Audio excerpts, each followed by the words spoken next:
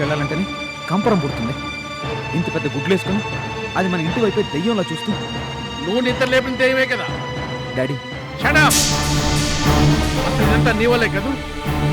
ఈ డీపీ ఇంటి ముందు ఇవాళ అది న్యాయ పోరాటం అంటూ దీక్ష చేపట్టిందంటే అందుకు కారణం నువ్వు కాదు. అబ్బా, ఇప్పుడు వాడినని ఏం లాభం అండి? బయటికి వెళ్ళాలన్నా లోపలికి రావాలన్నా దాని ముఖం చూడలేక చస్తున్నాం. వెంటనే ఏదో ఒకటి చేయండి. డాడీ మీరు ఊ అనండి. 4 రౌడీలు పెట్టి దాన్ని 4 నిమిషాల్లో లేపించేస్తాను. అది తమరనుకున్నంత తేలిక కాదు బాబు. ఏ ఎందుకు కాదు? కావాలనే ఆ మహిళా సంఘం వాళ్ళని కూడా దానికి దూరం చేశావు. ఇంకేం చేస్తుంది? ఏమైనా చేస్తుంది కాదు, చేయిస్తుంది. సింపతి అంటే సానుభూతి. సెక్రటరీ. అవును సార్, ఇలాంటప్పుడే ఆ మాధవి లాంటి వాళ్ళ మీద జనానికి సానుభూతి ఉంటుంది. మొన్నటిదాకా ఒళ్ళు కొవ్వెక్కి కడుపు చేయించుకుంది అన్నవాళ్లే న్యాయ పోరాటం చేస్తోంది శబాష్ అంటారు.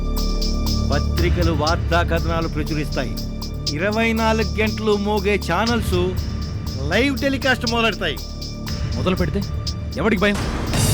ఈడ్చి పారేస్తే ఊడ్చుకుపోతుంది బాబు నాన్నగారి పరువు. అవును సార్, ఇప్పుడు మనం ఎలాంటి రాంగ్ స్టెప్ వేసినా అది మన మీద కేసు మొత్తం కథ బయటకు వచ్చేసింది.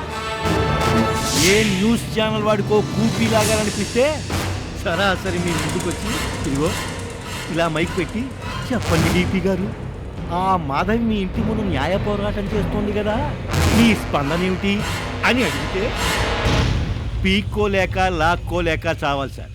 అమ్మో, మరి అందుకే చెప్పేది, టైం బాగోపోతే తాడే పామై కరుస్తుంది. సామిత్రద్దు సలహా చెప్పు. చెప్పేందుకేముంది సార్, ఓ పక్క సత్యమ్మ, ఇంకోవైపు ఆ లాయర్ పరమేశ్వరి, వాళ్ళ అండ చూసుకునే ఆ మాధవి మీతో పోరాటానికి దిగింది. సెక్రటరీ. అదే సార్, న్యాయ పోరాటం. ఆ పోరాటం చేసేవారికి ఎదుటి వాళ్ళు ఎంతటి వాళ్ళైనా సరే పూచిక పులలానే కనిపిస్తారు. డాడ్ ఇదంతా లాభం లేదు. పట్టపగలే పబ్లిక్గా బాంబులేసి లేపించేద్దాం. దాంతో సాక్ష్యం కూడా ఉండదు. కరెక్టే బాబు, ఏ సాక్ష్యమూ ఉండదు. కానీ ఆ మాధవి మీ ఇంటి ముందే ఎందుకు న్యాయ పోరాటం చేస్తోంది అని, అసలు మీకు ఆవిడికి ఏమిటి సంబంధం అని రేపు సిబిఐ వాళ్ళు కూపీలాగితే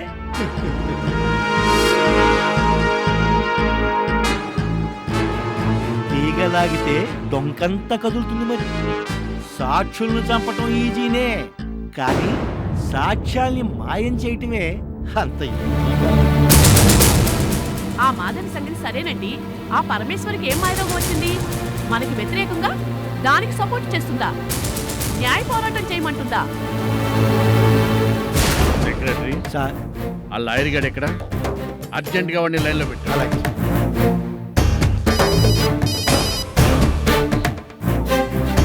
హలో. ఏం లాయరు? డీపీ గారు నమస్తే సార్. ఈ నమస్తేలకేం కానీ నువ్వు అసలు మగాడివేనా? నాకు 2 పిల్లలు పుట్టారు కాబట్టి మగాడిని అనుకుంటున్నాను సార్. Shut up. సిగ్గులేదు? నీ పెళ్ళం ఆ మాధవ్తో కలిసి నా ఇంటి ముందు న్యాయ పోరాటానికి సపోర్ట్గా నిలబడుతుందా? సార్ అది ఇదిగో లాయరు, నీకు ఈ డీపీ సంగతి పూర్తిగా తెలియదు. నాకు నష్టం జరిగితే ఎదురుగా ఉన్నది ఎవరైనా సరే నామరూపాలు లేకుండా చేసి పారేస్తా. సార్ ప్లీజ్ తొందరపడకండి. పరమేశ్వరికి నేను వచ్చి నాకు చెప్తాను. లాయరు, పెళ్ళాన్ని అదుపులో పెట్టుకోలేని వాడిని మగాడు అనరు, జాకు అంటారు. సార్ శివరాం, నీ రోషాన్ని నా దగ్గర కాదు నీ పెళ్ళా ముందు చూపించు. తక్షణమే ఆ మాధవికి సపోర్ట్ మానేమని, లేదా ఆ తర్వాత ఏం జరుగుతుందో నేను చెప్పలేను. ప్రాణాలే పోవచ్చు, లేదా చాల్తీలే గల్లంత కావచ్చు. సార్ సార్ నాకు ఒక్క అవకాశం ఇవ్వండి. తొందరపడకండి. నా భార్యతో నేను మాట్లాడతాను. మాట్లాడటం కాదు, ఒప్పించాలి. రెచ్చగొట్టిన నోట్తోనే ఆ మాధవి తెచ్చిన వినిపింప చేయాలి. అలాగే సార్, ఇప్పుడే బయలుదేరుతున్నాను. అలాగే అన్నట్టు కాదు, అన్నట్టే జరగాలి. జరగలేదు నీకు పెళ్ళామే కాదు నీ పిల్లలకి తల్లి కూడా ఉండదు.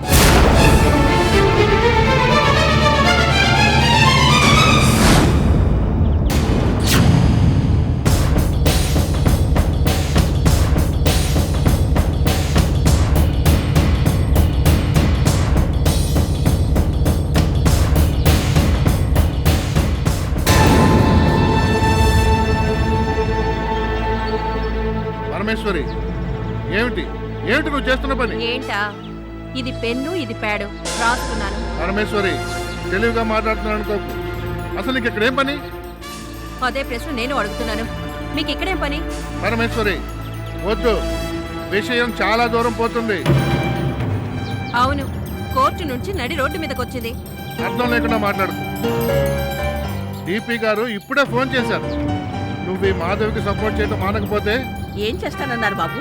చంపేస్తానన్నారా? అందుకేనా మీరు ఉరుకులు పరుగుల మీద వచ్చింది?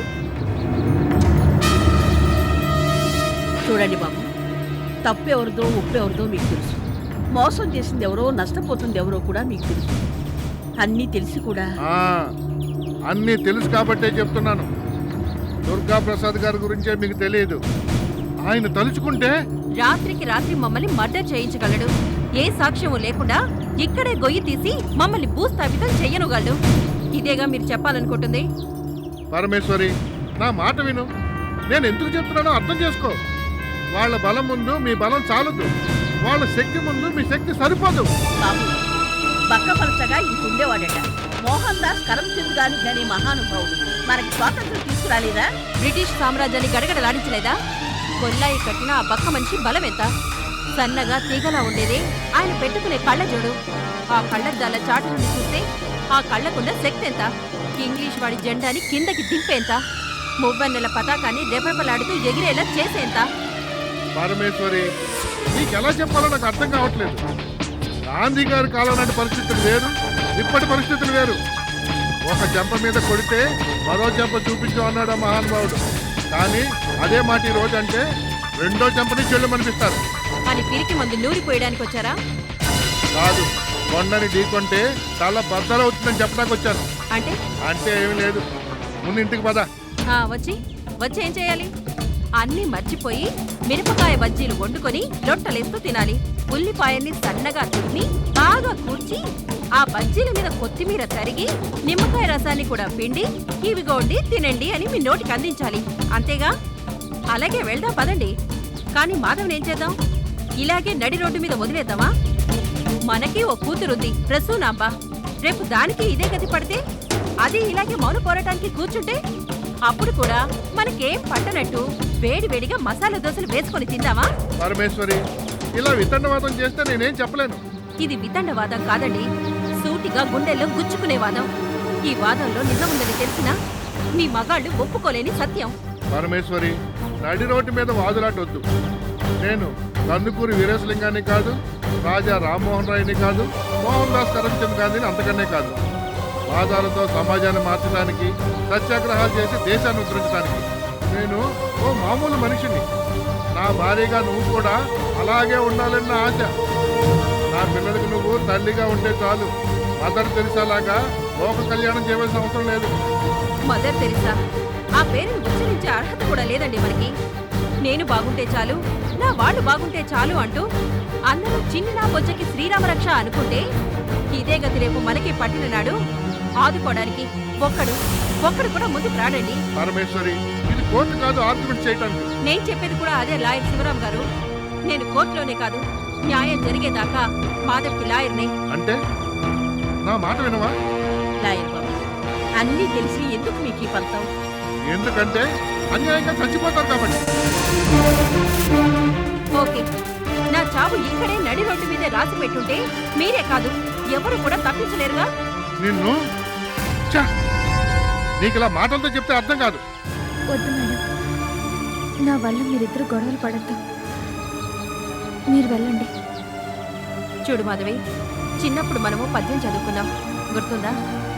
ఆరంభించరు నీచ మానవులు, ఆరంభించి పరిచయింతురు మద్యములు, ధీరుల్ విఘ్న నిహన్య మానులగుచున్ ప్రారబ్ధార్థములు లుబ్జగింపరు అన్నాడు భర్తృహరి. అంటే అర్థం తెలుసు కదా? అసలు ఏ పని మొదలు పెట్టనివాడు నీచుడు, మొదలుపెట్టి మధ్యలోనే జారిపోయేవాడు మధ్యముడు. కష్టాలే రాని నష్టాలే ఎదురవని కడదాకా నిలిచేవాడే, గెలుపు సాధించేవాడే ధీరుడు. మాధవి, నువ్వు చేస్తున్న ఈ న్యాయ పోరాటంలో నీకు తోడుగా నేను నీచురాలుగాను కాదు, మధ్యమురాలుగాను కాదు, ధీరురాలిగా ఉండాలనుకుంటున్నాను. కడదాకా గెలుపు సాధించేదాకా.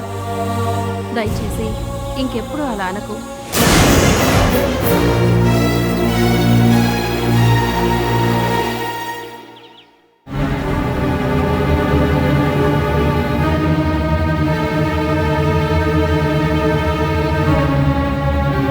చిచ్చి, వాకిట్లోకి వెళ్ళాలంటేనే కంపరంగా ఉంది. రోజు టీవీల్లో ఎక్కడెక్కడో ఎవరెవరో న్యాయ పోరాటాలు చేస్తున్నారని చూపిస్తే వీళ్ళకేం పని పాట లేదా అనుకునేదాన్ని. ఇప్పుడు ఆ దరిద్రం మనకే చుట్టుకుంది. చుట్టుకోలేదే, నీ కొడుకే దాన్ని తగులుకుని డాడీ మాట్లాడుకు. చేసిందంతా చేసి డాడీ అంటే డాడీ.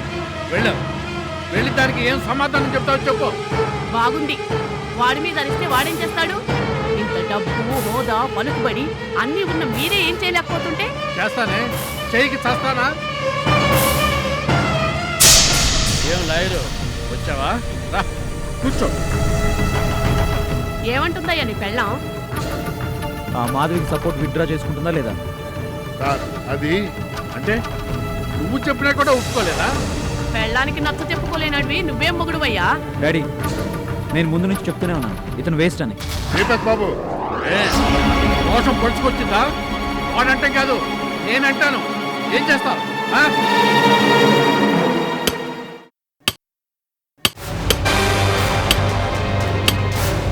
ఏమిటా శబ్దాలు?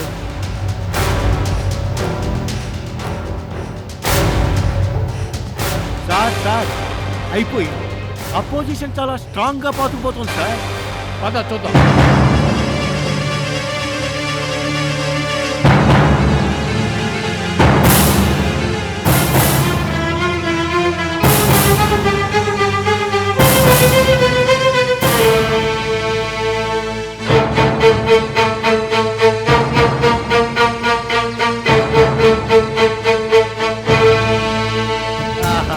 ఇప్పుడు పర్ఫెక్ట్ గా ఉంది సార్. పైన టెంటు, కింద కార్పెట్టు, ట్యాంకు బండొట్టున అదేదో మహిళా సంఘం వాళ్ళు నిరాహార దీక్ష చేసినట్టు. సెక్రటరీ, అవును సార్, ఇది ఆషామాషి టెంపరీ ప్రోగ్రామ్ లా లేదు. టెంట్ కూడా లేచిందంటే 4 రోజులు లేట్ అయినా తేల్చుకోవాలనే రెడీ అయినట్టున్నారు. నా ఇంటి ముందే వాళ్ళకెంత ధైర్యం! వాళ్ళకు ఉన్నది మనకి లేనిది అదొక్కటే సార్. నిన్ను నన్ను తిట్టినా సరే మీ ఉప్పు పులుసు తింటున్న వాడిగా ఒక్క మాట చెప్తాను సార్. రౌడీజం చేస్తే కేసు పెట్టండి, రాళ్ళేసి కొడితే కేసు పెట్టండి, కనీసం బూతులు తిట్టినా కేసు పెట్టండి. కానీ అలా సూటిగా చూస్తుందంటే ఏ సెక్షన్ ప్రకారం కేసు పెడతాం సార్? ఏం సార్? ఛాన్సే లేదు. సూటిగా చూసినందుకు ఐపీసీలో ఏ సెక్షన్ ప్రకారం కూడా నిన్ను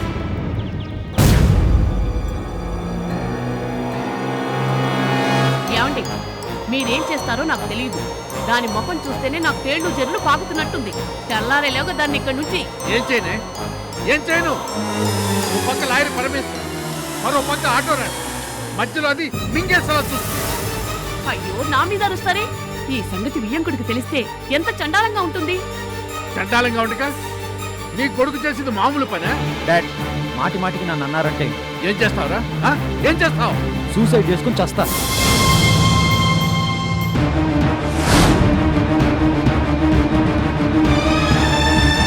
అయ్యో, ఎందుకండి వాడు అలా రెచ్చగొడతారు? వాడు అన్నంత పని చేస్తే పీడా పోతుంది. ఏమండి? మరేంటే ఏం చేయను? ఛ! ఇన్నాళ్ళు సింహంలా బతికా. ఇప్పుడు నీ కొడుకు చేసే ఘనకార్యం వల్ల తల దించుకోవాల్సిన కర్మ పట్టింది. కర్మో గిర్మో నాకు తెలియదు. వాడు మన కొడుకు. వాడికి ఏదైనా జరిగిందో నేను ఊరిపోసుకొని చస్తాను.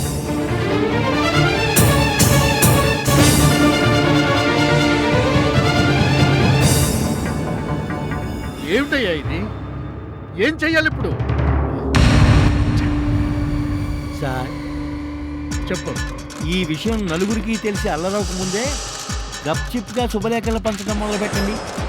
ఎందుకైనా మంచిది హోమ్ మినిస్టర్ని కూడా పెళ్లికి ఇన్వైట్ చేయండి సార్.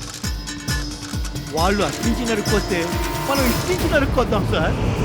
మంది బలం మీడియా బలం వాళ్ళకు తోడైతే అధికార బలం రాజకీయ బలం మనకు తోడుగా ఉండటం ఇలాంటప్పుడు ఎంతైనా అవసరం సార్.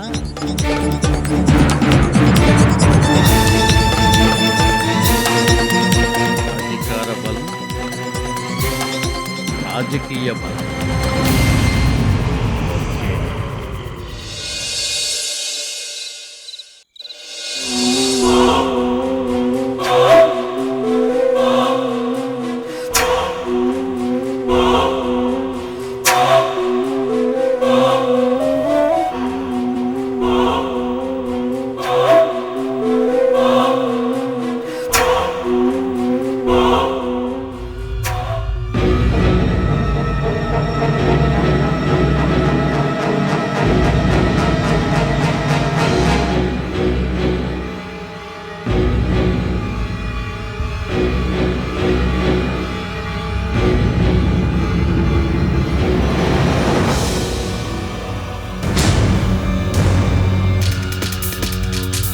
సార్ అంటే జయంతి మనసులో అనుమానం అనే బీజాన్ని నాటావన్నమాట.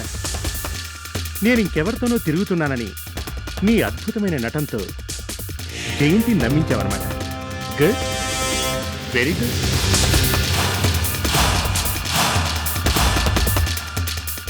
అయితే తప్పకుండా నిప్పు రాదుకుంటుంది. ఏమో నాకైతే ఇంకా డౌట్గానే ఉంది. జయంతి ఆ స్వాతిని అంత తేలిగ్గా అనుమానిస్తుందా అని. ఎందుకు వచ్చిన అనుమానం? ఎందుకేంటండి, నేను ఏడుపు నటిస్తూ అక్క ఆయన స్వాతితో చనువుగా ఉంటున్నారు, వాళ్ళిద్దరి మధ్య ఖచ్చితంగా ఏదో ఉండే ఉంటుంది అంటే అవునా అని ఆలోచించాల్సింది పోయి చెడామడా నన్నే తిట్టిపోసిందంటే జయంతిని నమ్మించడం అంత తేలికనుకోను. తేలికైనా సరే కష్టమైనా సరే ఆ స్వాతిని ఇంట్లోంచి వెళ్ళగొట్టగలిగితేనే ఈ ఇంటి పగ్గాలు మన చేతికొచ్చేది. ఈ డొంక తిరగడంతా లాభం లేదు. ఆ స్వాతి మీద జయంతికి కొండంత నమ్మకం. అందుకే ఇంటిని ఆఫీస్ని చివరికి తన కన్నబిడ్డను కూడా దాని చేతుల్లో పెట్టింది. అలాంటి స్వాతి మీద జయంతికి అనుమానం పుట్టించాలంటే అది మాటలతో సాధ్యం కాదు, చేతలతో. అంటే ఏదో రాత్రి వేళ నేను ఆ స్వాతి గదిలో దూరి దాన్ని పిచ్చి పిచ్చిగా ఆలోచించారంటే చంపేస్తాను. చూడండి, మీ వంకర బుద్ధి గురించి నాకు తెలుసు కాబట్టి మిమ్మల్ని 1000 కళ్ళతో జాగ్రత్తగా గమనిస్తున్నాను. తేడా వచ్చిందో తాళి కట్టిన మొగుడని కూడా చూడను. నందిని, అంత సీరియస్ అవుతావెందుకు? జస్ట్ జోక్ చేశానంతే. మీరు జోక్ చేశారేమో గానీ నేను మాత్రం సీరియస్గానే చెప్తున్నాను. ఎర్రగా బుర్రగా ఉంది, మొగుడికి దూరంగా ఉంది కదా అని ఓ ట్రయల్ వేస్తే పడిపోతుంది కదా అని స్వాతి విషయంలో కానీ పిచ్చి పిచ్చి ఊహల్లో తేలిపోయారో. నీ మీదొట్టు రంభలాంటి నువ్వుండగా ఆ స్వాతితో నాకు పనేంటి? అంతొద్దు, చెప్పినట్టు చేస్తే చాలు. సరే, ఈ క్షణం నుంచి ఏం చేయాలో నువ్వు చెప్పు. తేడా రాకుండా నేను చేసి చూపిస్తా. మాటల్లో లక్షల సార్లు చెప్పినా నమ్మని విషయాన్ని ఏ మనిషి అయినా తన కళ్ళతో చూస్తే ఖచ్చితంగా నమ్ముతాడు. అంటే ప్రాక్టికల్ సీనా? అలాంటిది. కానీ నేను చెప్పినట్టు నటిస్తే చాలు. రెచ్చిపోయి జీవించాలని చూశారో అదే మీ ఆఖరి రోజు అవుతుంది.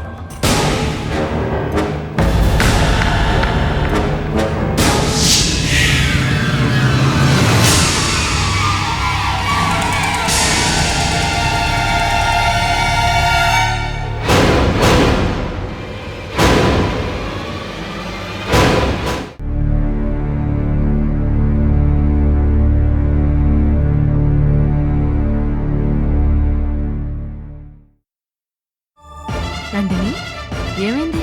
బాబుకి బాబుకి బాబుకి